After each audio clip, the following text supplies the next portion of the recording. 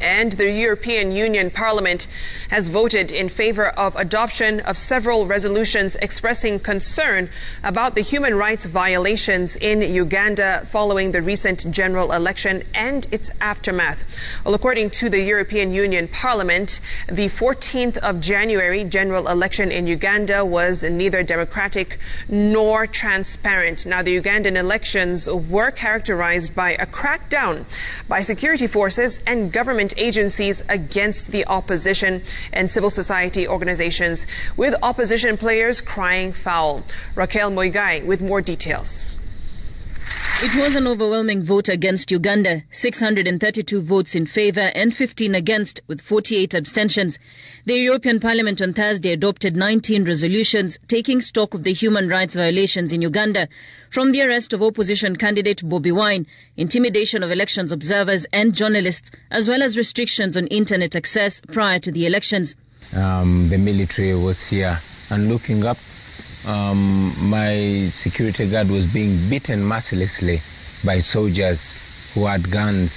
They took two of my gardeners, and after getting them. According to a press release issued by the EU on their website, the Parliament deplores that the 14th January elections in Uganda were neither democratic nor transparent, condemning the excessive use of force by police and armed forces during the election and their growing interference in political affairs. Uganda is one of the youngest countries in the world, and I want to take a stance for this generation, for the young people in Uganda, and it's those young generations that demand change, that demand democracy, fairness, and some fresh new ideas. According to the Ugandan government, more than 60 people were killed, with 54 injured in the chaos that followed the arrest of National Unity Platform presidential candidate Robert Chagulanyi, famously known as Bobi Wine, in November during the election campaigns. The EU's Parliament report is backed by election observers dubbed the Africa Election Watch, who pointed out hundreds more were injured and thousands arrested during the elections, with about 7 million eligible voters failing to exercise their democratic right due to unknown reasons. Commissioner Han, for your response. The Parliament now wants the sanctions against individuals and organizations responsible for human rights violations in Uganda to be adopted under the new EU human rights sanction mechanism, the so-called EU Magnitsky Act. The act, passed on 7th December of 2020, allows the organization to freeze assets and impose travel bans on individuals involved in serious human rights abuses. The resolution comes days after the United Kingdom Secretary of State for Foreign Affairs, Dominic Rennie-Raab, revealed that the UK took the decision to pause funding of 3 projects totaling £40,909, which were working directly with the Ugandan security services.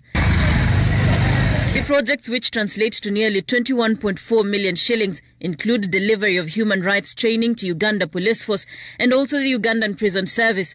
The third project being the provision of materials to Uganda People's Defence Force to document and investigate conflict-related sexual violence. The Secretary of State indicating that the UK is also reviewing the permanent status of other UK aid projects.